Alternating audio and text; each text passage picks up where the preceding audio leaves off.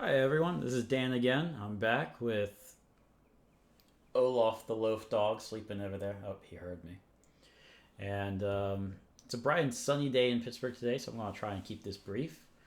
Today I want to go over kind of imagining the qubit as a four-dimensional object and how you can do that.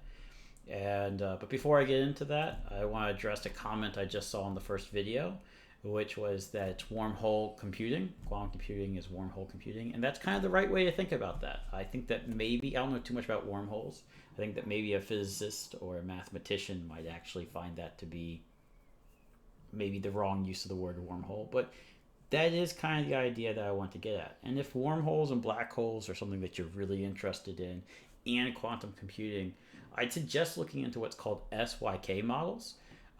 It is supposed to help you kind of model black holes using quantum computers. The math is pretty heavy right now, and there isn't too many people looking into it, but there has been a couple of papers published on that connection. And so if that's what you're interested in, I definitely suggest checking it out. I also saw a comment talking about time crystals. Time crystals got really popular a couple of years ago, and I remember there being a paper out there. I remember looking into a paper or two for a day a couple years ago and thinking it was really cool. That's generally something that's a bit more on the hardware side of things as far as increasing the time of qubits and also just the ability to compute and some other potential benefits from quantum hardware and sensing. Um, I've got some stuff I want to go over in the next couple of videos before I even start to branch out to that kind of stuff. However, at the same time, if somebody is knowledgeable about that and wants to talk about it, I'd love to talk to you about it, even maybe potentially have a video on that.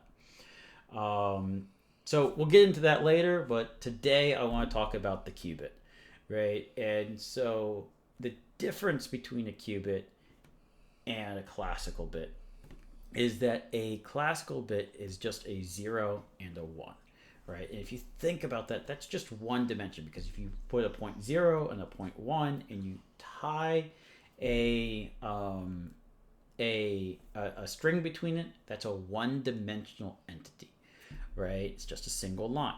Even if you use probabilistic compute, right? If you're into complexity classes, this is the BPP class. This is bounded probabilistic polynomial time, right? That means that you're going to take a bit and you're going to slice in between. And what I can say now is if I'm halfway between 0 and 1, when I look at that bit, it's going to fall to 0 or fall to 1 with 50% probability. And of course, you can do anything in between. You can do 75% 0, 25% 1, whatever is your thing. And there are some algorithms classically that act a bit differently and even might have advantages over certain other complexity classes if you fall within that. But again, that's classical compute. Quantum computers fall into a complexity class that is called BQP, bounded quantum. Bounded quantum polynomial time, probabilistic polynomial. Might have to look that one up to get the actual acronym correct. Either way, falls into BQP time. And so what this means, right, is that we get another advantage of it. So not only are qubits probabilistic, but they're in quantum. And this is how you can start to imagine this, right? You could compute with your bit being 0 and 1. Or classically, we can still do this classically. You can imagine that I could define my bit where there's two axes orthogonal to each other, right? So they're at 90 degrees. And if the vector, I'm going to describe my state by having a vector. And if that vector is along this axis, I'm going to say it's 0. And if it's along the vertical axis, I'm going to say it's a 1. That's just arbitrary. It doesn't have to be, but that's how I'm going to define it. But I'm going to say it is orthogonal. And that vector I can have at any angle to within this orthogonal axis.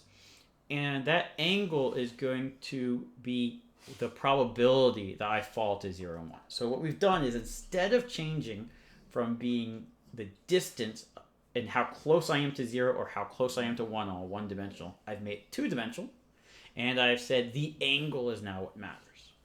Okay, and you could imagine a bit that way. The problem with this is that this scales horribly, because imagine that I have another bit that I... Hey, go back to sleep. I'll let you out in a second, okay? All right. So imagine, right, that I have this orthogonal bit, and I want to add another bit, and I maintain its orthogonality. So now you need another bit. I guess we could do it that way. Another bit with another axis, and if I would combine it into a system, all the axes have to be orthogonal.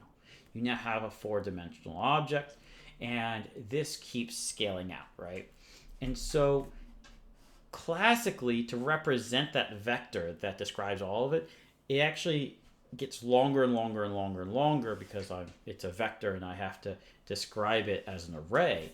And so what ends up happening is this blows up exponentially. It's 2 to the n exponential, and I can't hold that much information on classical bits. However, quantum bits, the way that they work, right, is I'm going to describe the exact same thing in this. And physically, this is how they already work, right? They already work with this, except for they also have the fact that you have your 0 and your 1. But each one of these values has an imaginary and a real side to it. So it's a complex number. A plus bi equals c. And if you think about that, if you were to map out a complex number, that itself is a two-dimensional object, right? Because you have A and you have B, right? And then C is a vector of A and B. So what happens is each one of these axes actually splits out into its own two-dimensional axes. And so what you get is orthogonal two-dimensional axes on this axis and orthogonal two-dimensional axes on this axis. And so you get a four-dimensional object because each one of those axes all have to be orthogonal to each other. Now, when you look at representations of quantum states, especially single qubit states, this is kind of weird. And the reason is because you can see it's not how it is. There's two main ways that you see quantum states represented. It's either as what's called a Bloch sphere, spelled B-L-O-C-H sphere. It's named Bloch after a person, not a cube.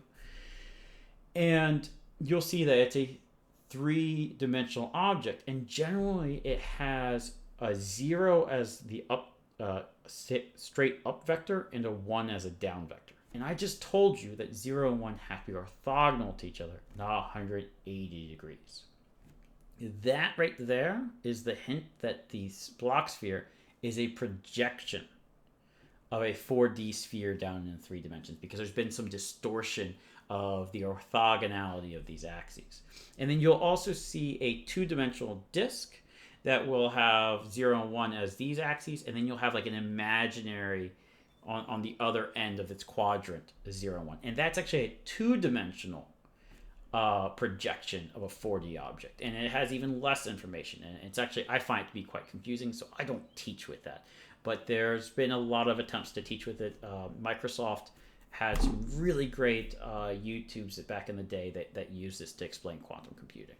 And so it's definitely possible. I just prefer not to. And so what you have, right, is this Bloch sphere, and that's a 3D projection. I have a student that's been attempting to create an image of a four-dimensional sphere, just as it would actually be, and interact with it in VR. And that's been a little bit difficult if you know anything about hyperspheres. They are a little bit hard for the brain to understand, and it's also hard to see. It's a little bit easier to see tesseracts or hypercubes.